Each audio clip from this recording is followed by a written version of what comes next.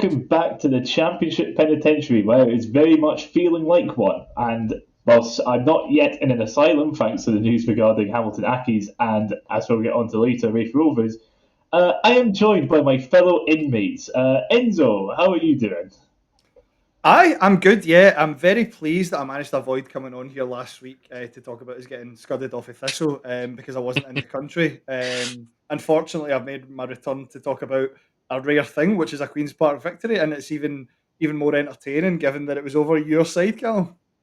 Oh, it's very, very entertaining. You were immediately in the group chat about being in for this week.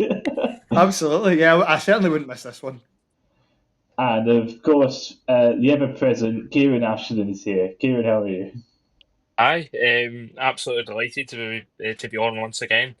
Um, Talking about, a pretty much a robbery of a point. I am in Airdrie, as we'll go on to talk about. Um, but other than that, delighted to be back on and look forward to talking about this weekend's results. It's great to be here for what I was calling earlier a group therapy session. So, uh, Kieran, we're going to start off with you a lot because it was the Friday night game. It was, of course, Edgery at home to Partick Thistle. Edgery, bottom of the league, but looking much improved and looking like they're on the up under Aaron Taylor Sinclair. Partick, meanwhile, were looking to move level in points with St Johnson, albeit it would have been temporarily. Kieran, you were at the game, weren't you? Yeah, I was for my sins, pretty much. I nonetheless, getting into the game, I felt pretty confident. I think I had every right to be after our performance in our win over Enzo's Queens Park last Saturday. But I getting in, as the game started, I thought we started off really poor, to be honest. I think we looked pretty sloppy, and I thought Airdrie got their game plan, got their playing plan to a T pretty much. But I thought it was perfect. They were in our faces right for the start, and they didn't let us play, so to speak. I thought any passes we were making, they were dispossessing us really well, and they threatened us as well. The first real chance felt Airdrie as well. Mockery broke up the park after a poor pass for Smith to Macbeth, and Macbeth got pretty much dispossessed, pretty much turned inside out, and they squared it to Ewan Henderson in the middle of the box, but Clark was able to make a save and keep him out, and they were lucky not to start off the game one goal down already, and um, we had a chance to take the lead as well. Tony Watt made a quick throw in into Chalmers, who ran in behind the other defence into the box, and Chalmers would then cross it over to Aidan Fitzpatrick, but he would somehow hit the side netting. But I think looking back on it at the time, I was like, how has he fucking missed that? That's sitter of the season. What's he doing? It's 5 yards out. I don't think Aidan Fitzpatrick expects it to come to him so quick, especially with Turner running in, and I think he was probably thinking either one of the Airdrie players to get it, but it misses three players in total, obviously Turner and the two Airdrie defenders, and just falls to Ian Fitzpatrick, who he just has to throw something at it. I think it comes off his leg and his shin, and it hits the side netting, and I still you're expecting them to score that, you're expecting them to score that really, but I think looking back on it, you kind of gave them the benefit of the doubt. But and then I think the entire game, really, to be honest, I think Airdrie had most of the ball, had most of the pressure, especially in the second half, and that would then pay off in the 70th minute. Airdrie would deservedly, in my opinion, take the lead through Ewan Henderson. It was a long throw from ex-Vissel player Cole McKinnon, and we just don't deal with it at all. I thought the defending for the goal was pretty piss poor, all things considered, and it just falls to Ewan Henderson in the box, who just slots it away pretty comfortably. I mean, he's pretty much got the whole freedom of North Lanarkshire in the middle of the box, just slots it past Clark, and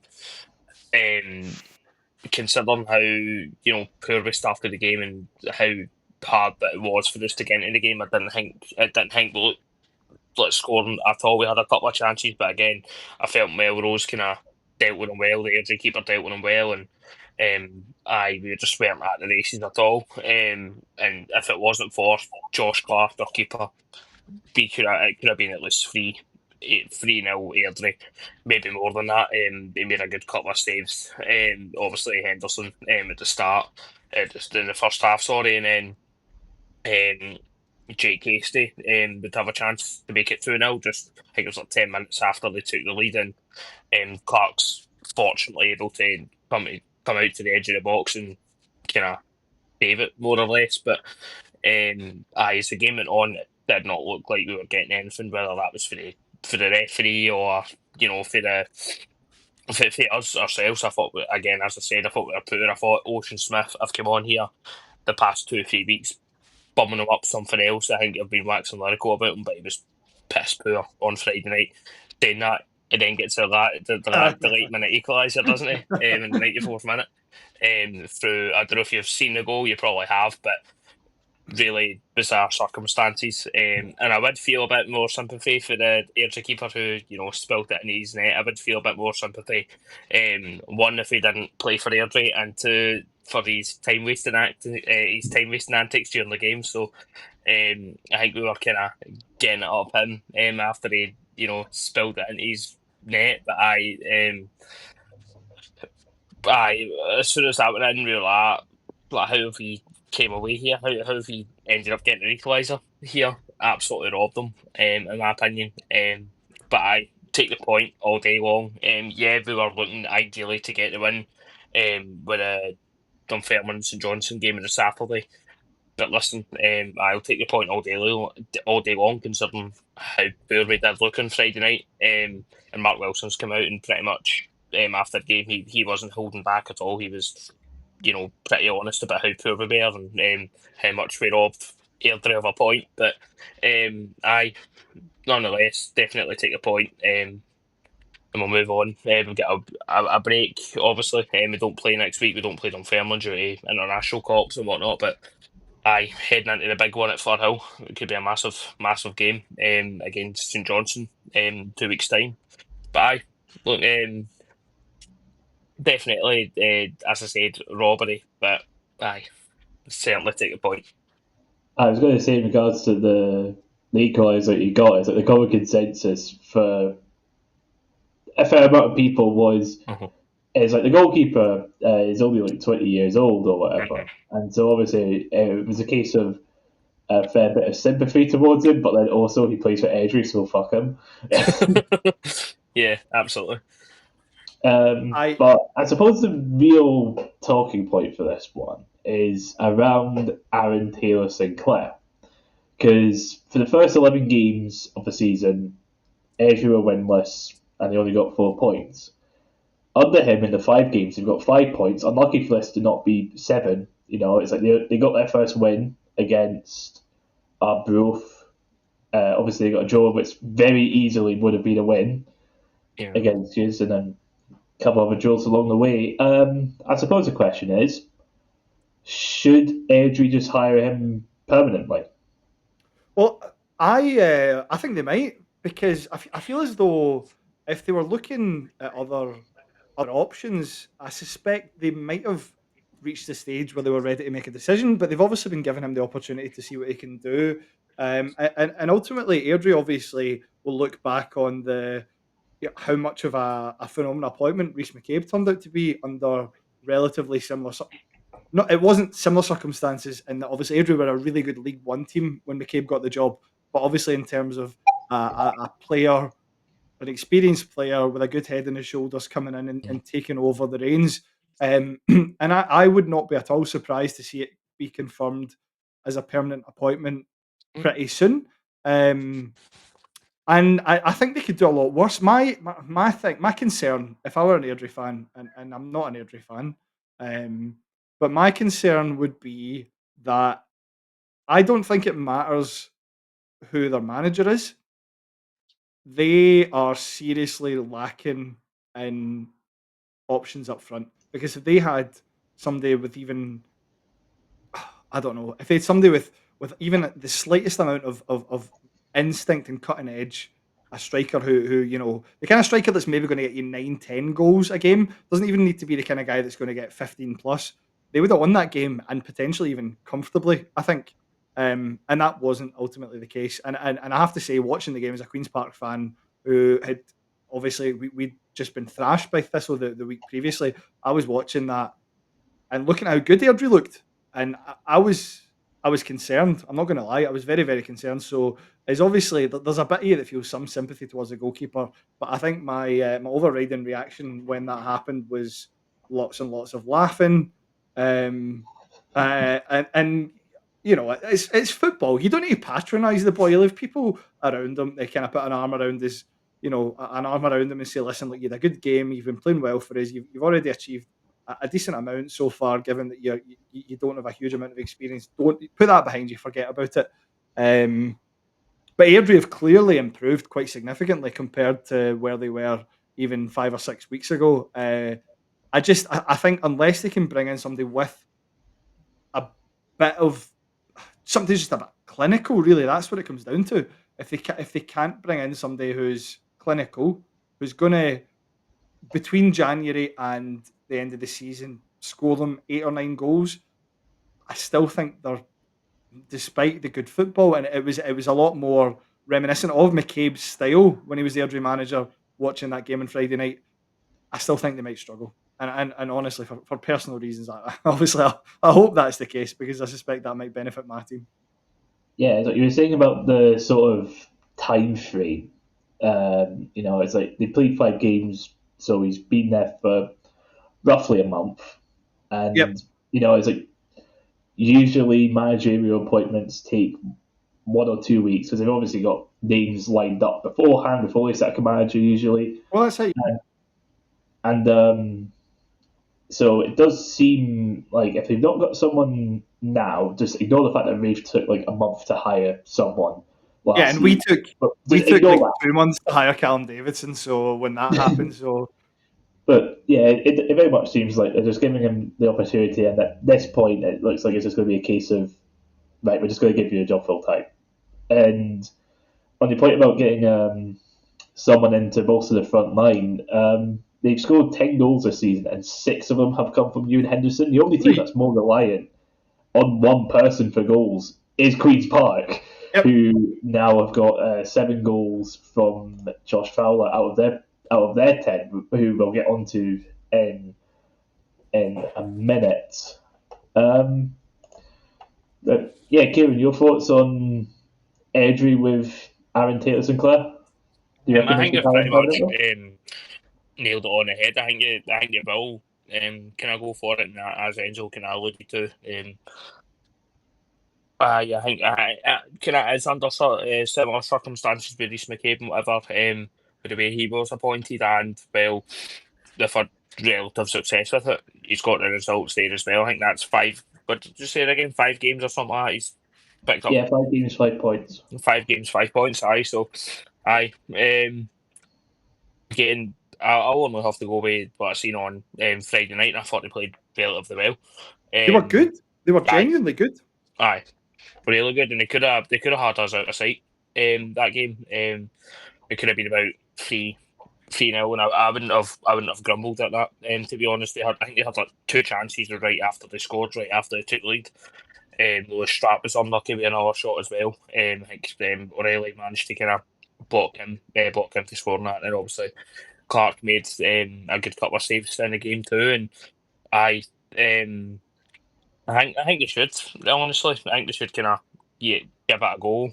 Honestly, I've got a bit of respect as well for Alan Taylor Sinclair. Although he's the interim manager, he was ex Thistle. He was a really good player for us and was a part of the 12-13 title winning season. So, I certainly have got a respect from there. And I would like to see it work out well for him, just not Airdrie. But I think they definitely would. I think it's something to take into consideration. I don't think there are many managers out there. Maybe Well, probably Chris Doolan's available for them, but that's probably a name that's out there. But other than that, I can see them going for St. And Clair.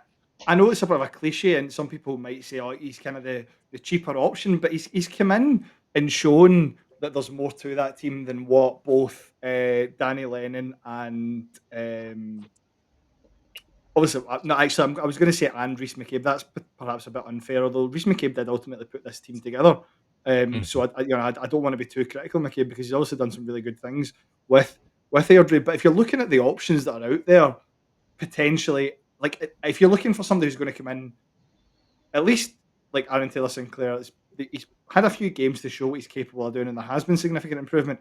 The alternatives really are go out and get a guy potentially like Gary Naismith, who's obviously doing a phenomenal job at Stenhousemuir, or there are guys like that out there, but are Airdrie in a financial position to pay the money that they would be required to cough up to bring a guy like that in? I suspect not, and that is another part of the reason why I'll be surprised if ATS doesn't get the job permanently.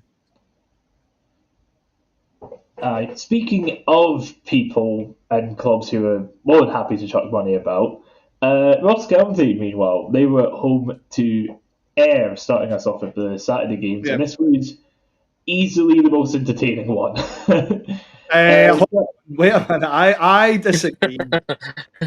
I disagree. However, I'll take your point objectively.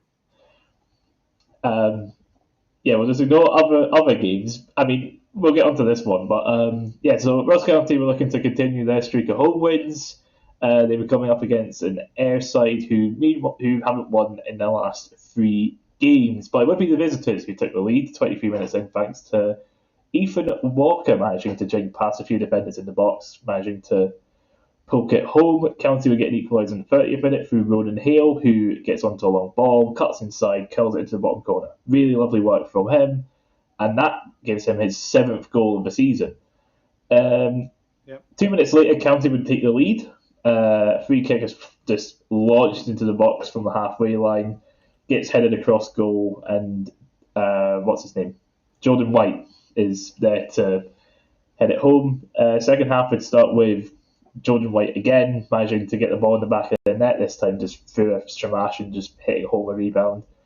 But then a Stramash at the other end would see Scott McMahon pull one back for Ayr, and then 5 minutes later, Curtis Main would smash home an equaliser for the visitors. They were pretty much on top from that point as well, came close to getting a late winner, but the game would end up finishing 3-3. Now, this seemed to be a Tony Dock special, if the reaction of Dundee fans was anything to go by, seeing them drop a 2-goal lead. Considering the league standings, on paper it looks like a point gain, but when you consider they're 3-1 up, is this 2 points dropped? It's definitely 2 points dropped, yeah. It's definitely 2 points dropped for County. I mean, when you go 3-1 up at home against, I know Ayr aren't a bad side, but County are in the position where they've obviously had a objectively poor start to the season, given what their expectation was coming into this year. So to take that lead and then give them one back about 15 minutes later, and then 5 minutes later you're tied, and at that point you're panicking and wondering if you're actually going to chuck it away altogether and come out of that with absolutely nothing. I do, yeah. I can see. I'm seeing some County fans who are really frustrated with Tony Docherty, and even I'm seeing some of that frustration even directed towards his assistant Callum Davison, which I find interesting. But the thing is, you have to bear in mind that this is still, and I know I get it. It's still a group of players that should be capable of getting results at this level. But this is still the team that Don Cowie put together. The team that it's a team that hasn't changed, and I think Roy McGregor will be patient with Tony Dock, even if they are still ninth come January. That's when he'll give him the opportunity to try and bring in the guys that he wants, maybe change the style up a wee bit to play the football that he would like to see Ross County playing, and I think he will get time for that. And I still maintain. Listen, I'll go back. I was confident up until a couple of weeks ago the County would make the top 4 still. I still think they can, but I'm probably not quite as confident about that as what I once was. But I get the frustration. I really do. Because I think on paper, honestly, they've probably got the highest wage budget in this division. I mean, even just looking at the guys that are sitting on their bench, the coaches, it's wild. The guys that they've got there, they've got 3 guys there who could be managing championship teams realistically. But fair play to Ayr too. Fair play to Ayr. They didn't cave. They went 3-1 down. They managed to find their way back into the game. I think Scott Brown is somewhat fortunate. Well, maybe fortunate isn't the word because the players that he signed, or did he sign Curtis Main? I think he did. The players that he signed, but you look at they've got options off the bench, and that's always going to come in handy. They bring on because he brings on Curtis Main shortly after going 3-1 down, and obviously Main ends up scoring the third goal. He brings on Liam Dick as well. Liam Dick's a great defensive option to have off the bench, and Jude Bonner, who's obviously on loan from Celtic. The two of them came on. It was a double substitution just before or just after they got their second goal, and he's got options there. He has a relatively deep squad, and again, it's probably two of the higher budgets in the division competing against each other. So yeah, absolutely, 2 points drop for County without a shadow of a doubt. From an Ayr perspective, I think you're probably quite happy with that, really, given the way the first half and the first half and I suppose the early doors in the second half panned out. But they're both sides that probably aren't quite having the season that they were necessarily expecting so far. It's like, Kieran, we brought up the idea last week, didn't we, about Ross County potentially being in a relegation scrap, and we were asking when was the last time a team ever went back-to-back relegation Premiership down to League One. But we don't think Ross County's going to do that. It's like they were looking like they're going to be in that sort of fight to an extent. It's like they've not been looking great, especially away from home. But it's like the home form has definitely improved. We did get an answer to that question, by the way. The answer is Partick Thistle got relegated from the top flight in 2003-2004 and then got relegated the following season to the second division. So Hamilton didn't. Hamilton came down and stayed in the championship for a year and then went down again. Is that what happened with them? Yeah, that's what happened with them, yeah.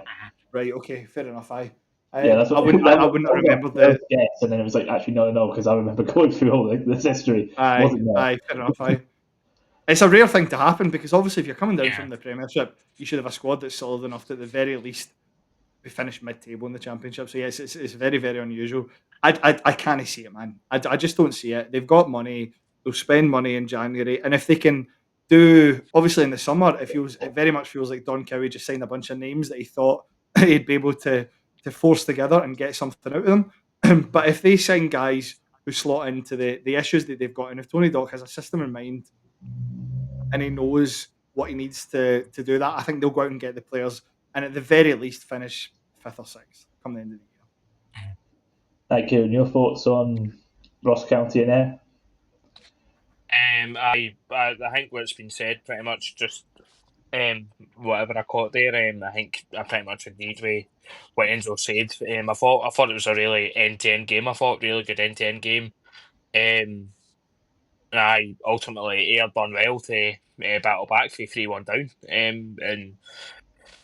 But again, I thought, looking especially the game at Furrow, I thought County's defence looked pretty solid. I thought they've kind of sorted that out. Obviously, they haven't. I think they're obviously now back to just being absolute batshit. They kind of keep Wayne's out of close, and I thought particularly the last 2 goals they conceded in the game on Saturday looked very poor. Could be doing a lot better with that. A third one, I don't know what the defence is doing for that.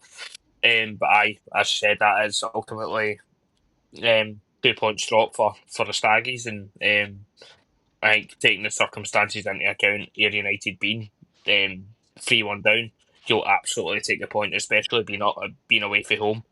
You'll absolutely take that point. I think that definitely is a case of both teams kind of punching below their weight this season. A lot of people thought they were. I think I particularly had Ayr United second. I think I did predict Ross County finishing 4th, mind you. And listen, there's still a lot of football to get played. They could go on a mad run of form, but right now I don't see it. I think they're far too inconsistent still.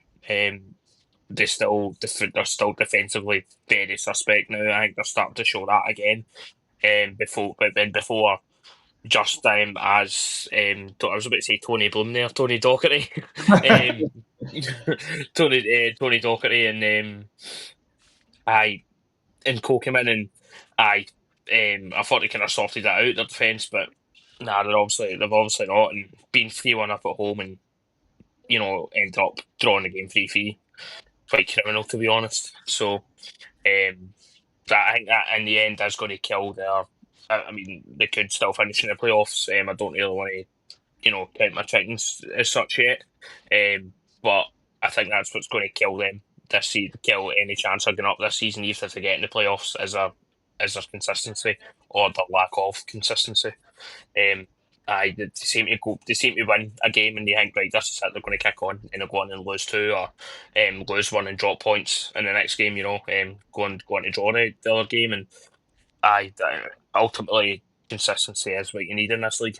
And they've not got that at the moment, but and you could probably say the same for them, really, to be honest. But I don't think it's to the same extent, really, as County. I think I would not be surprised if County do manage to seek fourth. I will not be surprised at all. And they've still got a January window, so they'll probably will splash a cash there. Who knows? But I think right now, even then, I think Ronan Hale's going to save in their arse whether they keep him in January. Who knows? I think they were not so much very close to losing in the summer, but I certainly knew there was some interest in. I think it was pretty close to signing for Dundee. So at the start of the season as well, before the season started, but obviously that didn't happen. But whether they keep a hold of him, I think that's the difference between them kicking on and going for the playoffs and potentially, slipping down the league. Yeah, and there's the rumours at Dundee as well that Simon Murray's not particularly happy at the minute, and he might be looking for a move. So, I swear to fuck, if he goes back to Dingwall, if I see a swap deal happen, I'm going to scream. I think that I saw a rumour about him potentially going to St Johnstone, actually, but we'll see. Obviously, I'd be very sad to see Simon Murray playing against us because the guy's an absolute hero in my eyes. But obviously, unfortunately, I hate the bastard, man. I hate him. I understand because he scored quite a few against you for us. He scored quite a few for us against you. Mm-hmm. But yeah, I could see him if he's going to drop to the Championship. It'll be, County a club that he knows, St Johnstone a club that are obviously he's going to get plenty of opportunities to score. I think if we had the money, it'd potentially be an option, but we don't. So I think out of all the teams he's played for, I think the only team he hasn't scored against us for is Dundee United. And I thought he did. In a League Cup game we played against them about 7-8 years ago, something like that, midweek up at Tannadice, but he didn't. Turns out he didn't. But other than that, he's scored for us against Queen's Park, Dundee, Ross County. So I would not like to see him back in the Championship. That man breaks my heart more than Thistle do. I have quite a vivid memory of him scoring for us against you at Oakoview. That terrace at Oakoview absolutely jam-packed, and him running up, I think tongue hanging out his mouth, getting it right up the Thistle fans that day. So he is our biggest hater, man. I think he's just a massive wind-up merchant. He always has been. It doesn't matter who he's playing against. I think Raith have got some. He's got a good goal scoring record against Raith as well. And he also scored. Do you remember we beat you 5-2 at Starks Park a few years ago? And you were really 1-up, and he scored a cracking free kick, and then he scored another one as well. We had 5 chances all game, by the way. We scored all 5 of them. It's nice to think back to when he supported a good football team. I wish I could do that. I suppose we should move on to the game that happened in Fife, that being Dunfermline at home to St Johnstone. This one being arguably the 2 informed teams in the division. It's like St Johnstone, obviously top of the league, and Dunfermline, I believe beforehand, had won 3 of the last 4 going into this. Yep. So both sides looking very good. Dunfermline would take the lead through Barney Stewart, who manages to flick in a low cross 8 minutes in after a pretty sustained period of pressure. St Johnstone would get an equaliser, and it's through a wonderful effort with a free kick from Rhys McAleer just on the half-hour mark. Second half would see Saints take the lead through Liam Smith, getting on the end of a low cross, which he smashed home in the 66th minute. But the day would be saved by Andrew Todd in the 91st minute. His deflected shot from the edge of the box, wrong footing Toby Stewart. Now, if I remember, so Dunfermline have got their next game is being postponed, if I remember correctly, because of international calls. They're only playing Thistle, weren't they? Yeah, meant to play Thistle for aye. Aye. Turns out this is this upcoming one. It's like Andrew Todd's only just been put in the under-21 squad. That's right, aye. He got put as on, well as Barney Stewart, I believe.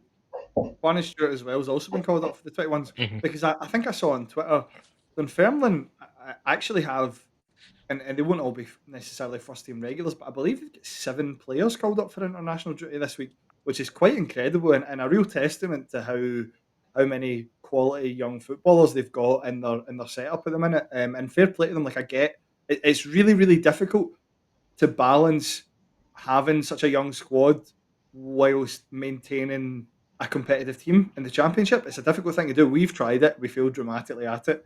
Airdrie tried it. They would have got relegated had Hamilton not done a Hamilton. It's hard. So fair play to them for maintaining again at the minute. I know for now they're fourth in the league, and they have all these exciting players that are only going to get better. Whether they'll get better at Dunfermline is the question, really long term for them. Guys like Andy Todd, I suspect, may not be there particularly long term. No. Tony Bloom, if you want to get some good young Scottish players, please raid Dunfermline, please take them away. Do not include sell-on clauses. If the Germans are still in charge, I could imagine that happening, I'll be honest. But another thing as well, I've heard on Barney Stewart front as well.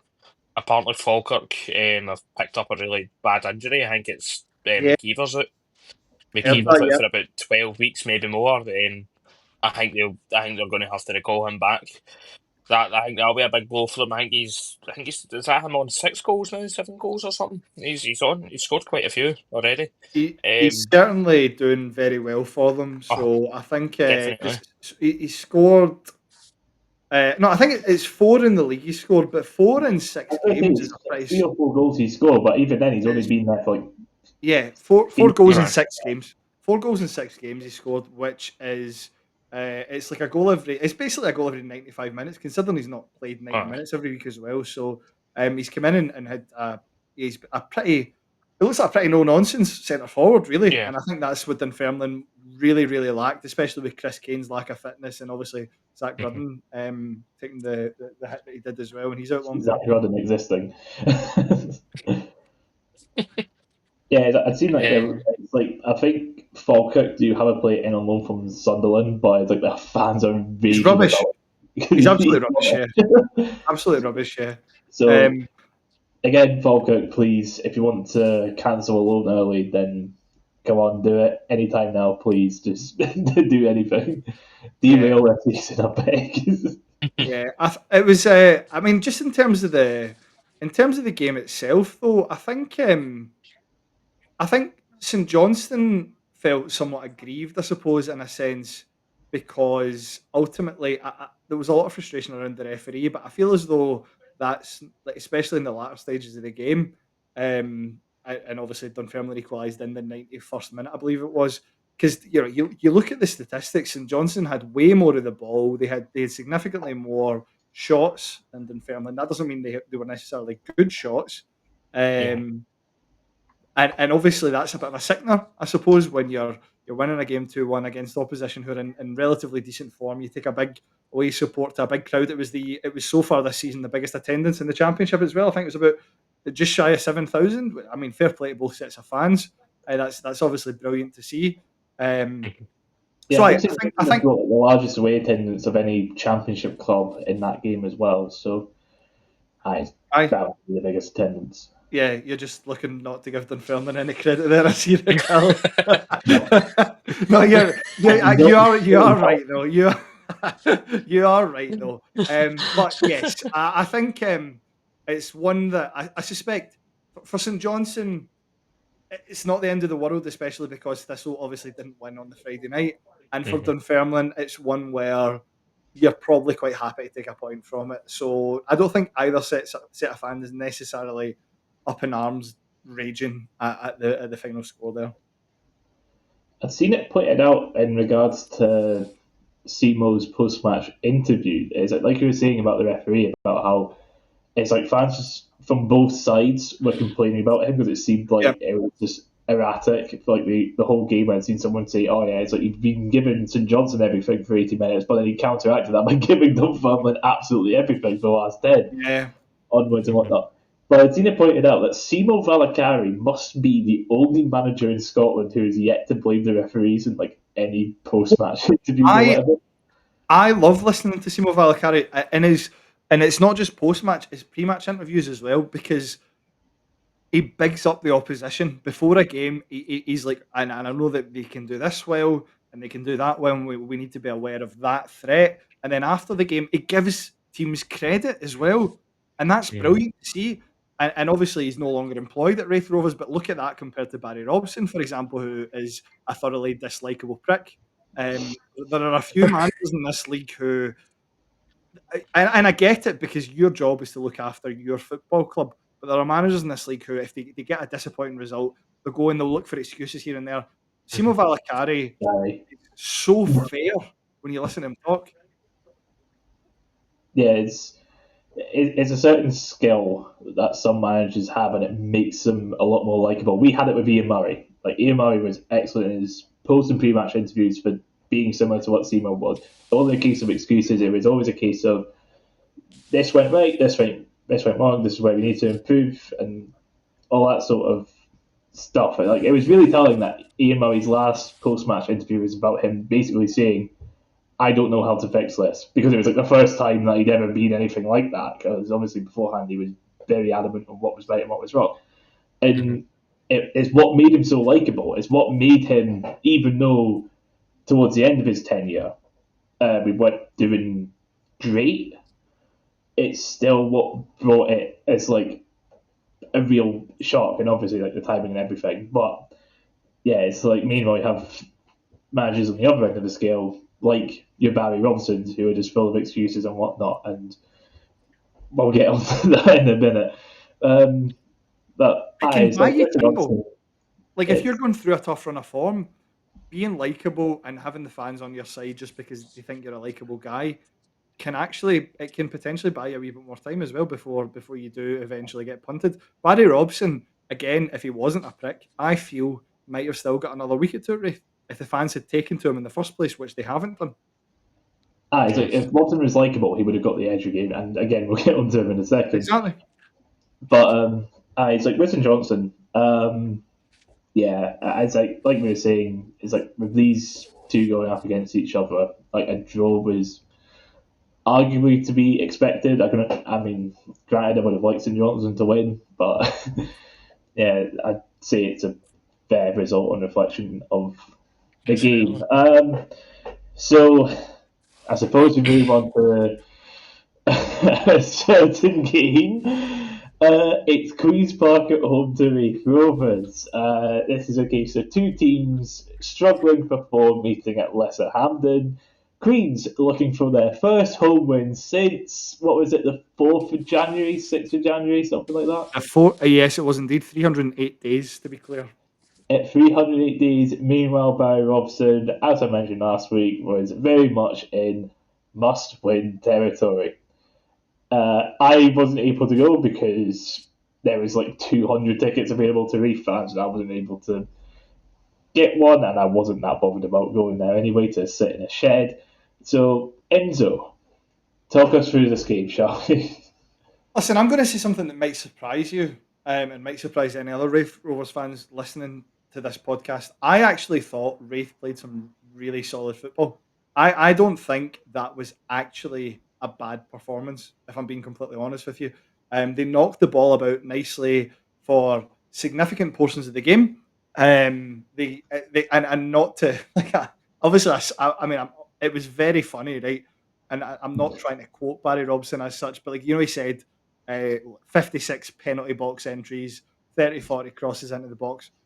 That was probably true, and ultimately means nothing if you can't put the ball in the back of the net. And that's where Raith struggled. They had, well, they actually, interestingly, that according to the statistics, we still did have slightly more possession. However, our possession was more. It wasn't the same as Raith's possession. We were kind of more knocking the ball about, whereas Raith were a bit more kind of get out wide, particularly to Josh Mullen, who I thought was really, really good on the day. Probably Raith's best player. And he did put a significant number of balls into the box, but ultimately they were just all either scooped up by Cal Ferry or headed a million miles clear by Ewan Murray. And that's that's Ewan Murray's bread and butter. He's a no nonsense defender that will get his head on it and get rid of it. So obviously we scored reasonably early on. I think it was the 13th minute. Josh Fowler, the ball comes through. I think the Raith defence looked a wee bit untidy, if I'm going to put it politely, for that. But then you have to say it was a great finish from Josh Fowler. He slotted it into the corner really, really nicely. And I'm not convinced it wasn't an easy finish by any stretch of the imagination. So he did really well. I would have some concerns about whether Ray should have maybe done a little bit better for that shot, but ultimately, personally, I'm glad he didn't. But shortly afterwards, it was it Daryl Connor scored Raith Rovers' goal? It was only maybe 9 or 10 minutes afterwards. And I have to say, so this was one of the things. So we obviously on Saturday we were missing Charlie Fox, given there was the whole everything that happened at Firhill the week prior, and he was waiting on an ambulance for 9 or 10 hours or whatever it was. So that meant that, and we still had Henry Fieldson out because he was suspended from his straight red card from the game against Ayr 2 weeks prior. So it was a bit of a makeshift defence initially. So we had at left back Matty Shields, which is fine, and then Ewan Murray, and then we had Darryl Carrick, who is a very, very young, very inexperienced player we've not seen a whole lot of. And then at right back with Carlo Pignatelli, again, absolutely fine. And I do think that Carrick struggled a lot. He struggled a lot, and I think he probably was at fault for the Raith goal. He didn't. Initially, at the time, I thought it was Ewan Murray, but having watched it back a couple of times, it was 100% on Carrick, unfortunately. And it's fine. He's a young guy who'll learn from it, and ultimately it didn't cost us. And he was taken off at half time. And I do think Sean Crichton deserves a lot of credit because the substitutions he made were significant. So Carrick went off at half time, which meant that Rocco Friel came on, and he shifted some things about a wee bit. And then a little bit later on, he brought Ross McLean. He also brought Tyrese McDonald, but he brought Ross McLean on. And essentially the ball kind of broke in the middle of the park.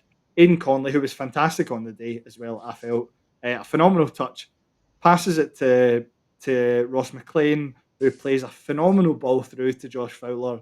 And Josh Fowler he knows exactly what's going to happen. The defender is going to keep going in one direction, so he stops, he cuts it back, and he places it into the far left corner of the goal. And it's a brilliant example of another brilliant example of what Josh Fowler can do, because that was the first one with his right foot, second one with his left foot. For me, obviously you've got Ronan Hale, who is a very talented player, but for me, Josh Fowler, just sheer, he's not going to get many chances. He doesn't have a particularly strong squad around him. He's now scored, when you take the League Cup into consideration, he's now scored 12. He scored 12 goals in 15 games for us. He is the be all and end all of us being in any way successful this season. We need to keep him fit because he was obviously out injured for a month there. That was problematic. And we need to not do anything daft and make sure he's still at Queen's Park beyond January. But as I say, I don't think Raith were bad. I think they were really just lacking that cutting edge. I think Jack Hamilton was ultimately useless up front, if I'm being completely honest with you. And I think it was two sides that needed it. Fortunately for me, and unfortunately for you, Callum, we were the ones that came away with the 3 points. Yep, that is very much the case. And it's no surprise, really. It proved to be the end of Barry Robson. So, Rest in peace. yeah, this was coming for some time. I was calling for him to be sacked after Dunfermline, and then, of course, we ended up getting that win against Vessel, and you were thinking, okay, maybe maybe this is a turn. No, it's not been a turn. We got a late draw against Morton, and then a loss against Queen's Park, which, in last week's episode, I said Queen's Park are the worst team in the league, and I think we're going to win, and then, of course, that fucking happens. Nice one, Barry. Anyway, it's been going for a while because we got 2 wins in our last 9, 4 defeats in the last 6. So 4 points from the last 6 games, which is the worst in the division. And at this point last year, we were on 21 points, and there was talks about relegation scrap. We're on 18. We managed to go backwards. It was just, it's gone the same way as his spell at Aberdeen, and it was something that was brought up by Aberdeen fans at the time of hiring, where it was a case of, we went on a 10-game unbeaten streak to end the season, very nearly snuck into the playoffs, which, considering the situation we were in at New Year, is an incredible achievement. And it does make you think about what would have happened if we were in the playoffs. Would we have done better than Air or Five or whatever? Would we have made it to the final? Who knows? But, and it's over the summer, there was that defeat to East Kilbride in the League Cup, but freak results happen in the League Cup. It was just sort of brushed aside. And then we started off the league campaign pretty well, It's before this run of 9 games or whatever, we were behind St Johnstone on goal difference. It was an incredible start. And then it's just been shit. It's just been really, really shit. It's the football's just been terrible. I'd said countless times on this podcast about the lack of cutting edge, and you were saying about Jack Hamilton. Jack Hamilton, man. It's Robson was saying about how we had 50 plus penalty box insertions and 30, 40 crosses into the box. Josh Mullen was man of match for Rovers by a long shot. Don't get me wrong. He was great, by the way. He was fantastic. Actually doing something, and it's with that Morton game, where it was a cross ball that came into Jack Hamilton, who manages to head it home. You're thinking, that is perfect. That's what we want you to do. If he's getting 30 crosses into the box and he's winning fuck all, and this has been something that's been happening for a few weeks, it's up front we have been useless. Yeah. We have been utterly, utterly useless in the past few weeks. Yeah. And it's we compare it to last season. It's so obviously we had Jack Hamilton. We also had Lewis Vaughan. But then we also had Aidan Marsh and Finlay Pollock. And both of those were excellent. Pollock started in a starting berth, and he was on fire until he got his injury. Aidan Marsh coming off the bench was always a threat. Even on his first start, which came 2 days after he joined the club, you could see there was something about him.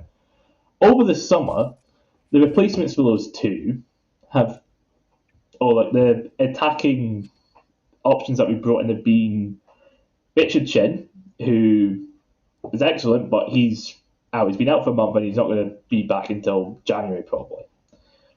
We've also got in Josh Gentles, who's barely played for whatever reason. He seems to just be there to fill up the bench. And Paul McMullen. I was celebrating the team lineup because Paul McMullen wasn't starting. He has been rubbish. And it's been something that is every time I mention it in the group chat, it's on Twitter, it's Dundee fans being what are you doing? He's been shit. He's done fuck all. And it's him starting just about every other week was baffling. But it's just a case of we just don't have the options because Vaughan's injured. And we just severely lack an attacking plan B because it's just a case of Jack Hamilton said, just launch the ball to him or whatever. It's he's about my height and he barely wins headers. I'd at least have the excuse of being specky. And even the header that he did. I mean, there was one or two headers that he did win. To get, I don't want to give him too much credit because he wasn't very good on Saturday. But there were one or two headers that he did win, but they weren't good. They weren't good. They were not difficult saves for Callum Ferry. Callum Ferry did make one or two all right saves, but ultimately, put it this way, right? If Raith Rovers, and I understand your frustration, I do, because there's ability in that team. If Josh Fowler were playing for Raith Rovers, you guys would have scored 4 or 5 on Saturday. I think genuinely, I truly believe. Well, I mean, maybe not because they were constantly relying on putting the ball high into the box, and that's not necessarily Fowler's. But you know what I'm trying to say. Like if Raith had a finisher like Josh Fowler, and I think it's going to be really interesting to see what Raith do because, it's not obviously it's a very different situation because Airdrie are bottom of the league, but similar to Airdrie in a sense. Until you can potentially bring in a striker, I don't know what you do when Vaughan's out injured. Like, what are the alternatives? Do you just give Gentles a shot because can it actually get any worse? Is that where you are? That's where I'm at. That's the point. Oh, fair enough. Then yeah, fair enough. It's like Jack Hamilton's on 2 goals this season, I think, and if he plays all 36 games, just by being the striker, he'll get maybe double digits, but it's nowhere near good enough. Just nowhere near good enough up front. We're basically relying on Easton and everyone who isn't actually a striker to score goals. And it's fine to have a good spread of goals throughout the team, but you also want to have that focal point that is going to be your main contributor. And it's like I feel like when we have everything apart from the main contributor, especially when Vaughan's out injured, and that's where we've been lacking all season. I've been saying it. It's like the cutting edge has just not been there this season, and ultimately that's that, and just not having a plan B, and just it's what's cost Robson his job ultimately because it's just not worked. It's just been poor, and again, you see about we were saying about Simo comparing him to Barry with his post-match interviews. It was always just random excuses, and it was just like you listen to them and you're just like, "What? When did that happen? What are you talking about? That doesn't matter, Barry. What really matters is goals. It doesn't matter if we ran the most. We've lost to Queen's Park in the nicest way."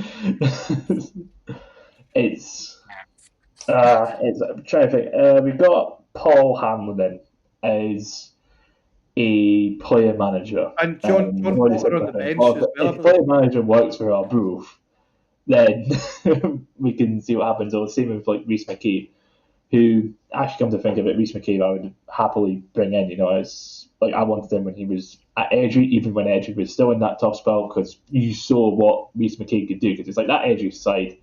When they were at 6 points at New Year, it was just utterly riddled of injuries. It was ridiculous how bad their injuries were. So there was at least a caveat of that.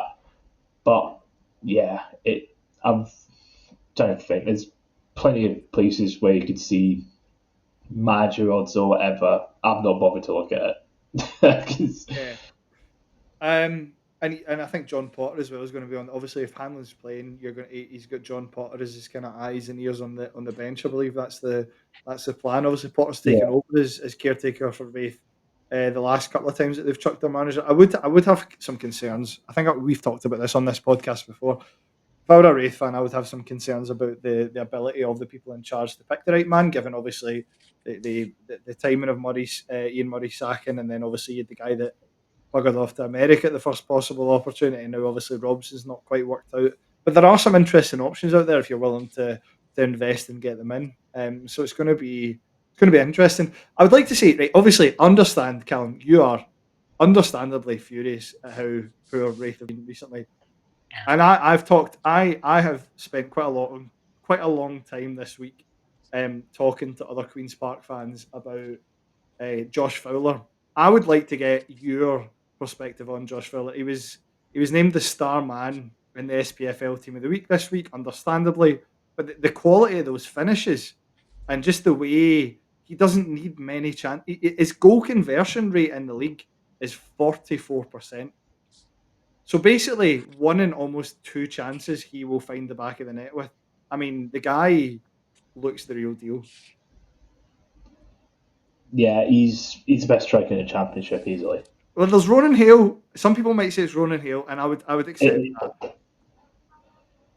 I think I it's think you need to look at it as well the way Fowler's pretty much carrying Queen's Yeah, Park more or that's less. I've got it down in my notes here. I generally dread to think where you would be if you didn't have him. I think obviously We'd have a I could. point, maybe.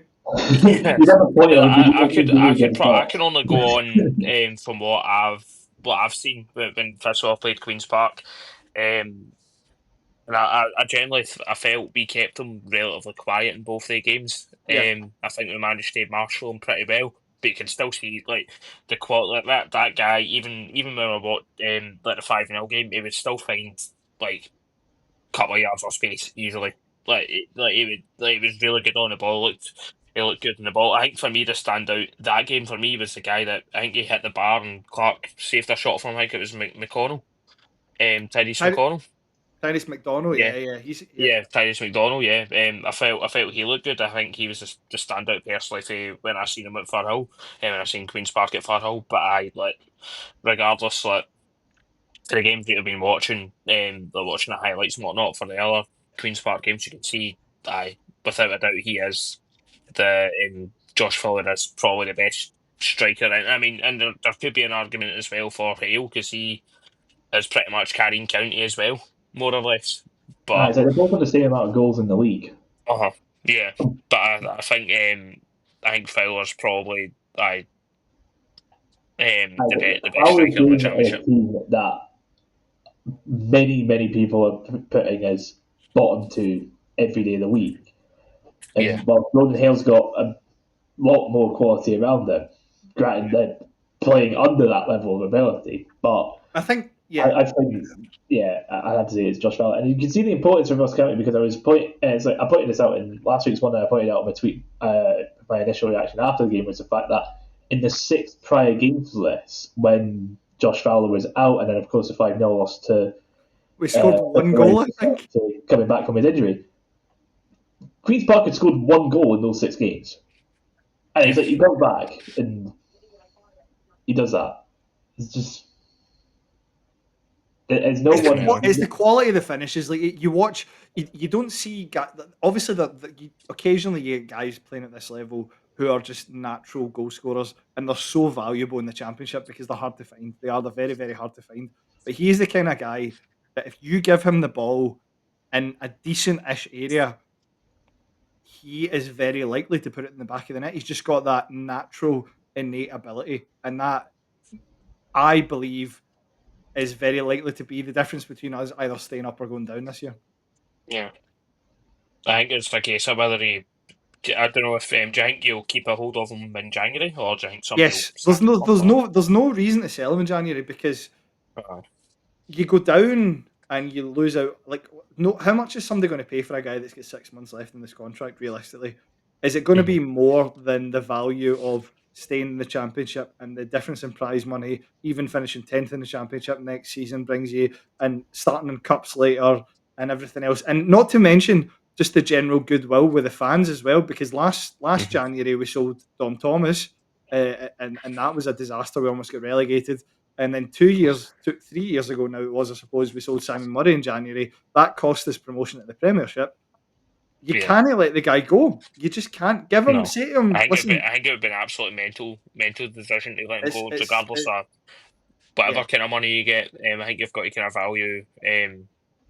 You've got to take his value into consideration. The amount of goals you'll lose out on.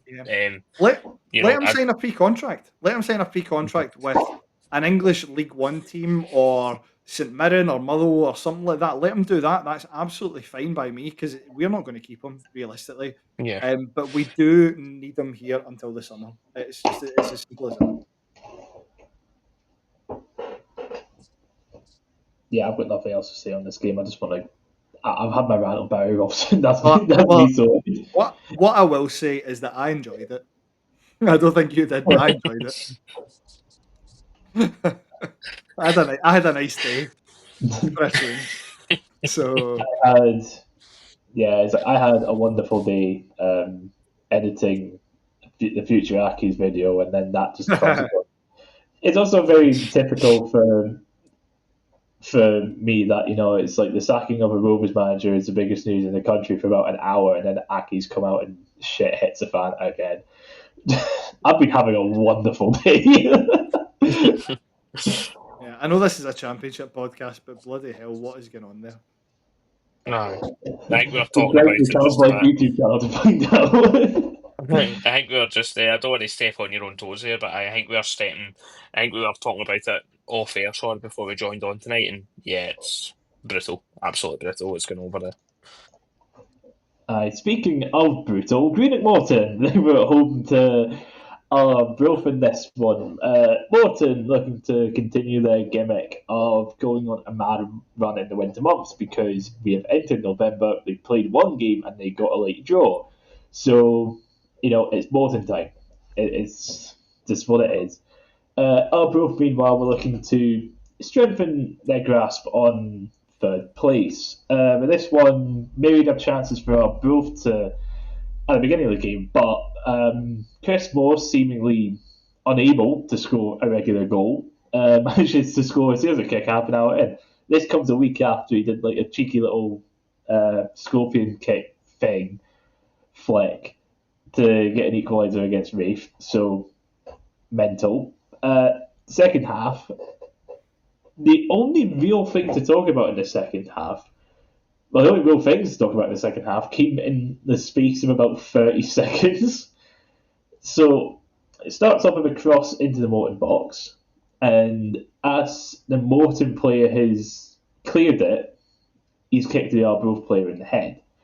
And of course, the Arbroath players there's like a bunch of them in the box and all like rushed over to the referee screaming for a penalty. Morton, meanwhile, are going up the other end of the pitch.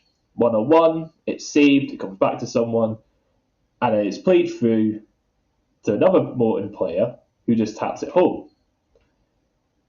And it's called off for offside. And this one's brought about controversy. This is offside. Right, okay, I mean, potentially, yeah. I wasn't paying attention to that part of it. You may be right. Is this another case of the right decision has been made, but for the wrong reasons? No, this is the correct decision because the offside rule is that when the player receives the ball from the forward pass and he's in the opposition half, there has to be two opposition players in front of the ball, in front of the player. Now, whilst he's past the goalkeeper, now obviously 999 times out of 100, you're always going to have the goalkeeper. So it's always a case of the last defender. It's a defender in the goal, but then it's like you've got the Morton player and he's just past another defender who is just past the goalkeeper. I think we were talking about in the group chat about how it was potentially from one of the Morton players blocking the goalkeeper, but looking at it from when the ball's played, I think it is a case of the player actually being offside and not another case of a Morton player blocking a goalkeeper again. Then there's the penalty shout. No. Do you know, I don't know. The penalty shout for me, I know it's such a cliche, right? It's such a cliche. See if that doesn't happen in the penalty box, is it a free kick? Do you know what I mean? Like, it's one of these ones that I know that it shouldn't work that way. I know that it shouldn't work that way. But that is how I think their Broth player did exaggerate slightly. Like, I think he did I think there's certainly an element of that to it. But I also think it's one of those ones, if the penalty gets given, you probably can't have too many complaints about it. It wasn't ultimately, so whatever. But I don't think you can have too many complaints if that penalty is given. I just think, I don't know. I think like it's like, did he essentially just get punted in the face? I'm not sure. I think it's just grease, but the thing is, it's like the reason why I don't think it's penalty because it's sort of follow through, like the ball's kicked at a I get that, yeah. like it's sort of waist level when the ball itself is actually kicked, and of course it's like it's follow through, it's going to happen, and it's like the other player's got the right to go for it with his head, but when it's in that sort of waist height sort of, it's a bit of a grey zone for Yeah. whether it's actually going to be a high foot or not. Well, And shouldn't the referee at least be stopping the game there if it's a potential head injury? Because I that's don't what I think was even going did to say that. when you asked me about if it happened outside the box. But if that happened outside the box, the play stopped. Yeah. The play gets stopped just for the referee to check on it, and if it's not given as a foul, it'll just be given as a drop ball, if anything. But Yeah, there's a very it's a weird one for me. Like I really don't think you can.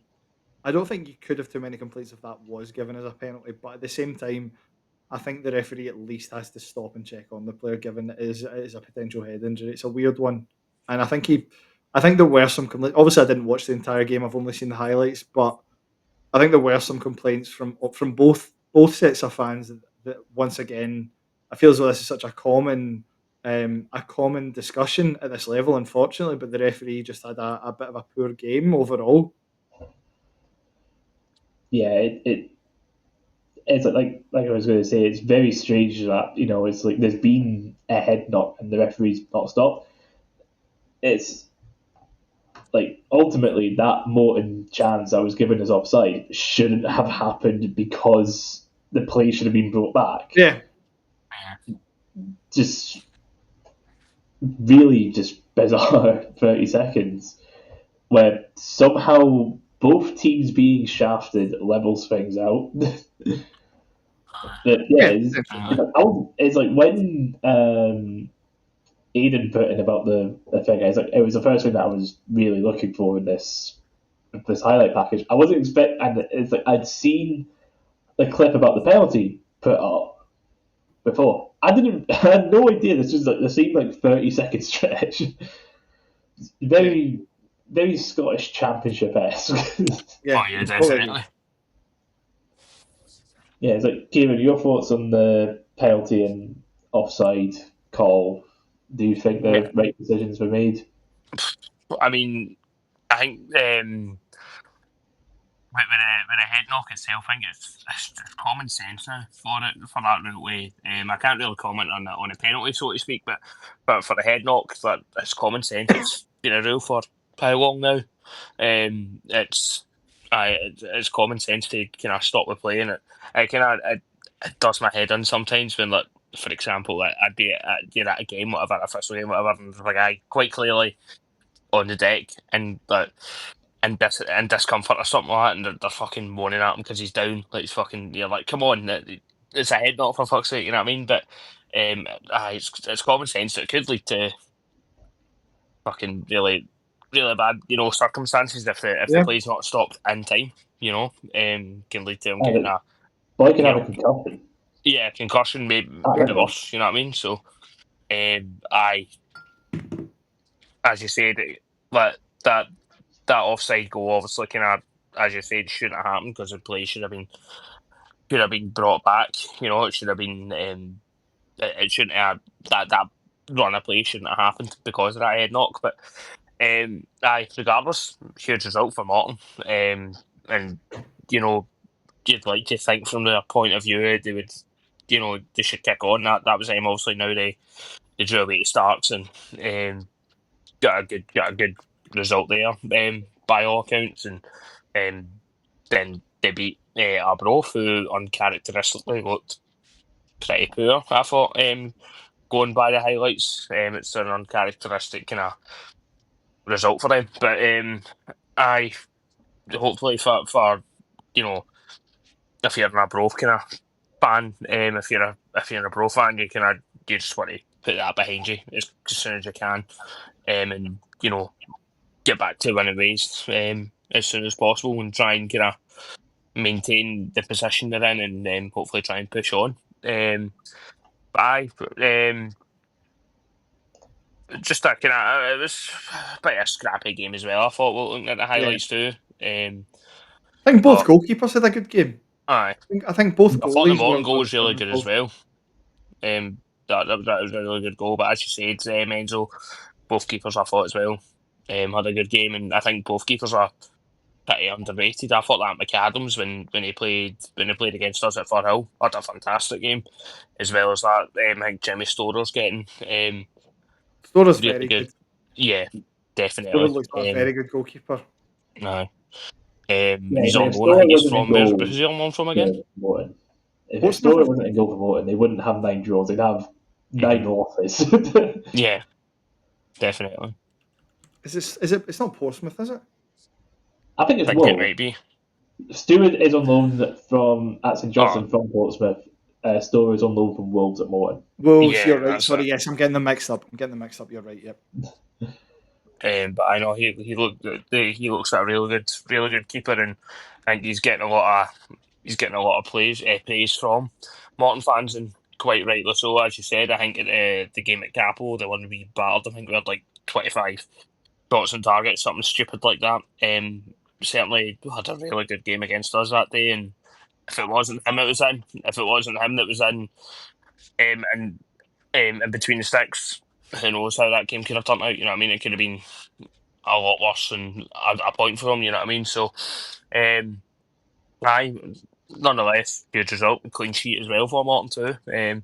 Aye, from a Morton point of view, you'd certainly wish this is the start of their mad winter run that they go on, and hopefully they kind of push on to consolidate sixth place.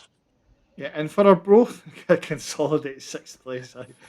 For our both are in a really interesting position to me because I think if you ask any Arbroath fan on Friday, let's say Friday, right, Uh-huh. where Thistle are playing against Airdrie, I think any Arbroath fan would tell you that a good result for them is actually Thistle beating Airdrie because I think Aye, Arbroath are still of the mindset.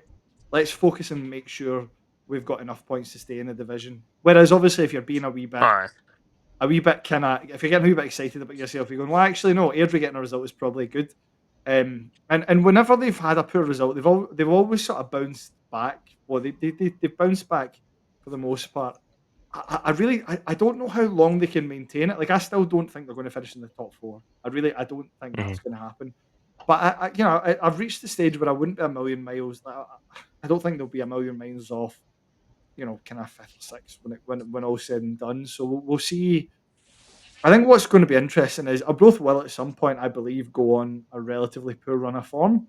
It'll be how they deal with that, which will be really kind of tell us a lot about them mhm. as a squad and about their. I was going to say managers plural. It's like you were saying about the relative bounce back. It's like the last 4 games have been win loss. So Yeah, there you go. those 2 losses were against teams towards the bottom end of the table, and it's a weird one, but it's definitely a case of home form. Really, as we get into the winter months, home form is going to be crucial for them. We know what Yeah. Gayfield's like, especially in the winter. Although the next game is away against Ayr, so a bit more difficult to bounce back. But again, it'll be interesting to see how that goes. Right, I'd imagine that's everything there is to talk about. It's now time to move on to the table. Has anything changed? I don't think We're now eighth or Queen's ninth. Park without 8th. Yeah, Queen's Park will go up to 8th. And no, I think that's everything. St Johnstone is still 3 first. draws didn't help. St Johnstone is still first. Thistle still second. Arbroath still third, and they're now on a negative goal difference again. That's just describe the championship and just like one placement at the table. Arbroath third with a negative goal difference. The third and fourth, fifth, Raith sixth. Morton seventh, although they're now on 15 points, a bit closer to. But I'd say a bit closer to promotion spots. But Yeah, Queen's Park up to 8th, they're on 13 points. Ross County down in 9th on 12 points, and Airdrie still on 8. I mean, they're still doing better than what they were doing last season at this point, I think. But, alright, so moving on to next week's fixtures. No Friday night fixtures, and only the 4 games. We have St Johnstone at home to Queen's Park. Enzo, what are your thoughts going into this? Look, right. So I maintain that we were really unfortunate the last time we played against St Johnstone, when we lost 2-1 to them at Lesser Hampden with a very, very, very late winner. I mean, I wouldn't go so far as to say that I think we can get or that we should get a result. St Johnstone are down a couple of players. Sidibe's injured, or he's out anyway. Ikpezu's not playing, and Holt's out as well. I don't know, man. I think I mean I wouldn't be surprised if we somehow scraped a result, but I also wouldn't be surprised if we lost 4 or 5-0. There's no in between. That's where there's none at all. No in between the Queen's Park. Either a surprise result or just get absolutely bombed. Alright, so Raith, we're at home to Airdrie. Just win. It's Airdrie. I will take anything. I don't care if we play shite. If we beat Airdrie, I'm happy. I just want to be happy on a Saturday. you guys never beat Airdrie. That's what makes it worse. It's like since we come up to the championship, we've had like a shocking record against them. I think we've won maybe 1 game in the last 3 years against them. But yeah, meanwhile at home to Arbroath, that would be an interesting one. I think it does. If they win that, they can go up to 3rd, which is interesting. And it is depending on results, Arbroath can drop from 3rd to 6th because of their goal difference. But actually, no, they can't. They can't because Dunfermline aren't playing. Never mind, ignore that. They can drop to 5th. Meanwhile, Ross County are at home to Greenock Morton. So, yeah, we'll be back for that. We'll see if I've survived whatever the fuck Ackies have done this week. Whatever Raith have done this week as well. But that's all for this week, and we'll see you next time around. Goodbye. Catch you after. Cheers.